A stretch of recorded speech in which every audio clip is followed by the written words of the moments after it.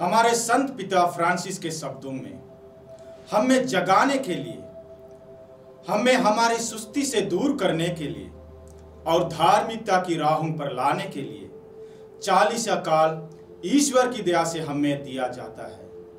मसीह में मेरे प्रिय भाई और बहनों, राख बुधवार 40 दिनों की 40 की यात्रा शुरू करता है, जिसमें हमारे पापों को स्वीकार करने, हमारी नश्वरता और कमजोरियों को याद दिलाने के लिए और पश्चाताप या हमारे पापमय जीवन से विमुख होने के लिए ईश्वरीय वचन से हमें आह्वान और निर्देश मिलता है, जिसकी शुरुआत हम आज सामुदायिक रूप से करते हैं।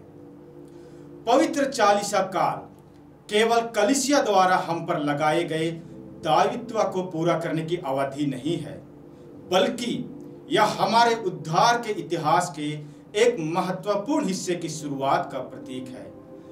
यह वास्तव में मसीह के पूरे पास का रहस्य को फिर से जीने या फिर से अपने जीवन में लागू करने का समय है। यह कठोर सत्य बताने का समय है कि हम वास्तव में कौन हैं।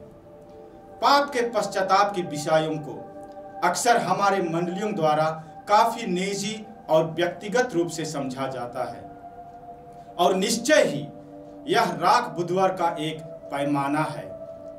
परंतु नबी जोएल के पाठ से हमें पता चलता है कि निजी और व्यक्तिगत पश्चाताप के साथ साथ पूरी मंडली, समुदाय के लोग, राष्ट्र और दुनिया सामूहिक रूप से पाप का पश्चाताप करने का निर्देश मिलता है।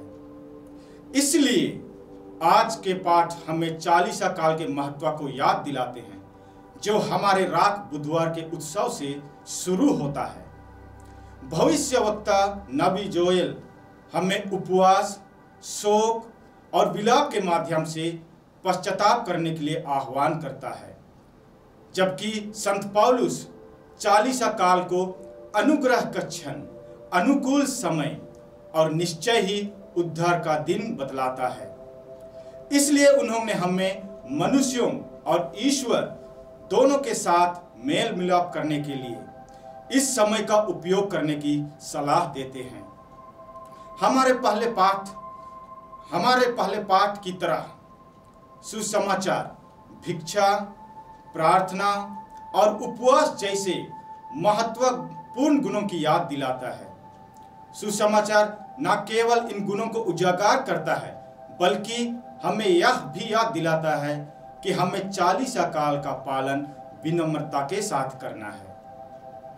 पुराने विधान की प्रथाओं के अनुसार राख मलन, शर्म, हार और सबसे महत्वपूर्ण पश्चाताप का संकेत था।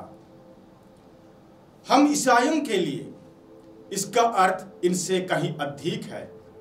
यह हमारे उद्धार के इतिहास का एक महत्वपूर्ण बिंदु है। आज हम जो राख प्राप्त करने जा रहे हैं, यह राख कलीसिया के आशीर्वाद से पवित्र किए गए तपस्या का प्रतीक है। यह हमारे स्वैच्छिक निर्णय और इस अवधि में मसीह के साथ चलने और पीड़ित होने की इच्छा का प्रतीक है। यह हमें यह भी याद दिलाता है कि पृथ्वी पर जीवन समाप्त हो जाता है। इसलिए हमें इन शब्दों के माध्यम के तथ्य को याद दिलाया जाता है। याद रखो, मनुष्य मिट्टी है और तुम मिट्टी में मिल जाओगे। यह मसीह के साथ जी उठने की आशा को मजबूत करता है। इसलिए तिमोथी के पत्र के माध्यम से हमें याद दिलाया जाता है, यदि हम मसीह के साथ मरते हैं तो उसके साथ जी भी उठेंगे।